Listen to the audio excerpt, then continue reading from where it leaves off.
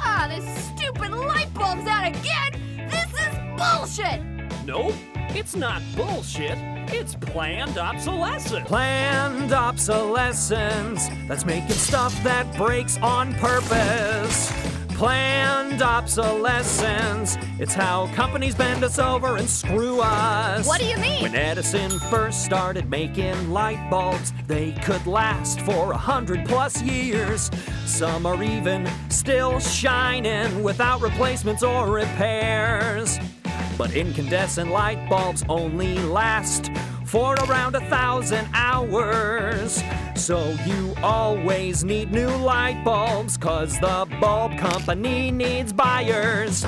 Ugh, because of capitalism? Now you're getting it. In 1924, light bulb companies held a secret meeting in Geneva. They agreed to make shitty light bulbs so customers would always need them. Ugh, well, at least it's just light bulbs. Nope. Video games, TVs, textbooks, cell phones, tablets, automobiles, computers, and operating systems, clothes, drink, and appliances. Who's the biggest culprit of planned obsolescence? Hard to say. Ooh, can I have an apple? Oh, I'd wait. Newer apples are always better. Companies don't care about quality. They just want you back in the store. They don't want products lasting for decades. They just want you always wanting more. Planned obsolescence. Most products are designed to fail. Planned obsolescence. Capitalism always needs new stuff for sale. Son of a shit!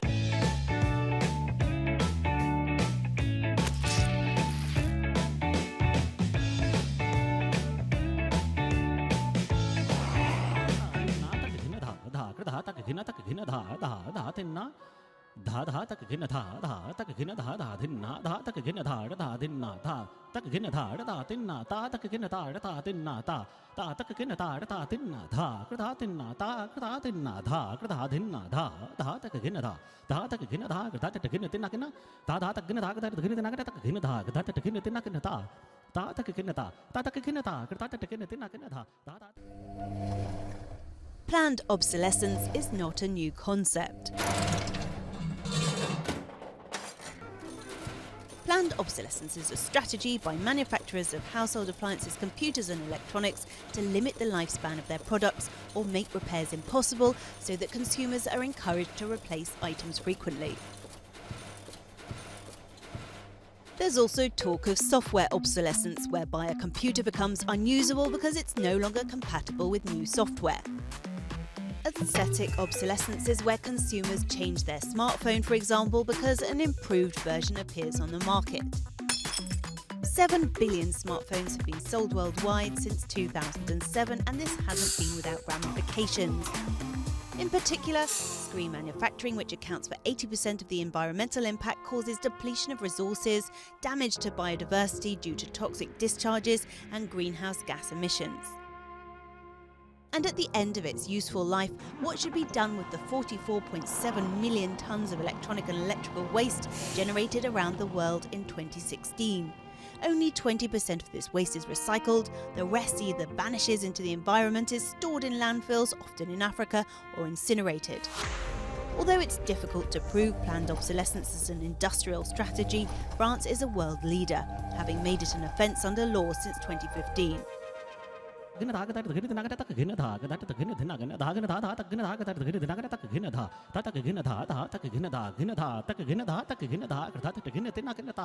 Obsolescence.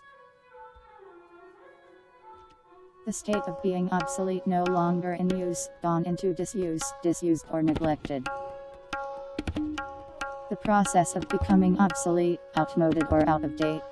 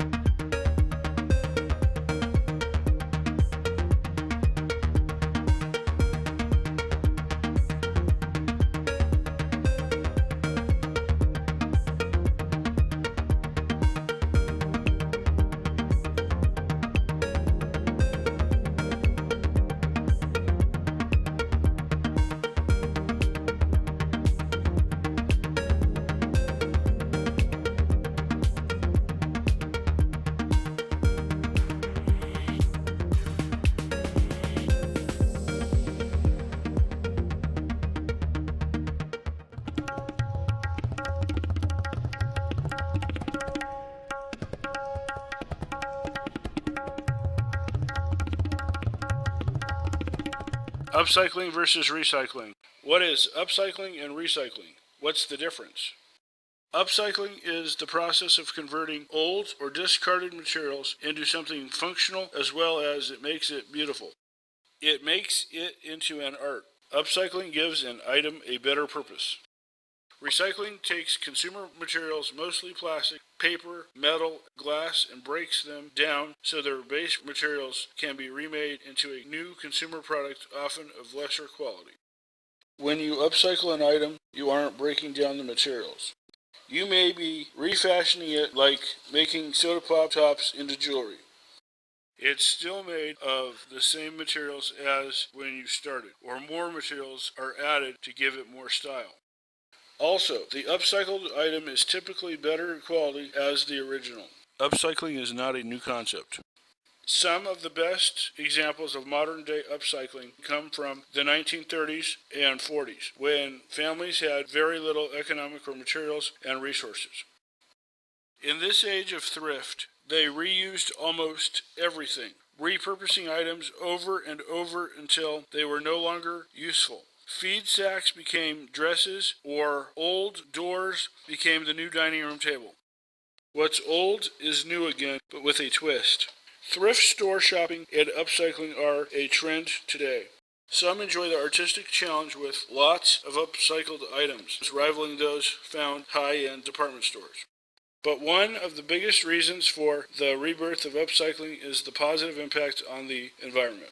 Items destined for the dump are rescued and remade into something useful. Also, upcycling is a way of life for people in third world countries. Raw materials are expensive, so people use what they can find to create bowls, baskets, jewelry, and other useful and beautiful items. Plain and simple, upcycling makes a positive impact on the environment. We here at Circles have enjoyed the upcycling and recycling projects we worked on this issue and hope you all do too.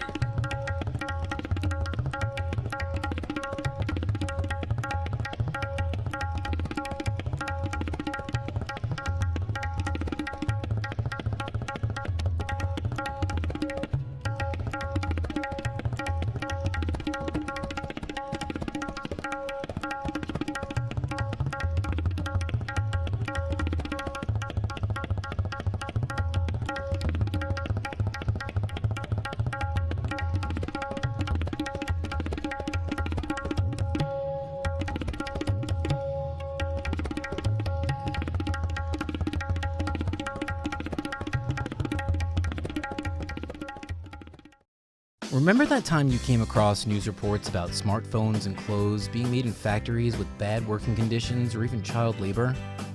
You care about our society and the environment, but wonder why companies are letting these things happen. You want to find out more, but don't know where to start. Indeed, there is so much more happening behind the scenes than you may be aware of. From issues like child labor and slavery to pollution and climate change, corporations can continue to exacerbate these issues so long as we remain unaware and the information is vague. Corporate social responsibility, or CSR, is about companies giving back to society in ways that truly make a difference, not simply signing checks for charity or a photo op at the home for the elderly. At Channel CSR, we make videos that explain the stories behind problems created by business operations in simple terms and offer suggestions on what companies can do differently to make our world a better place. Our goal is to help people like you, both in the community and companies, understand the issues. And with greater awareness, we can make a stronger impact and act collectively to make corporations do the right thing. Subscribe to our channel, share it on social media, support our work, and be a part of our community. Channel CSR, Corporate Social Responsibility, Explained.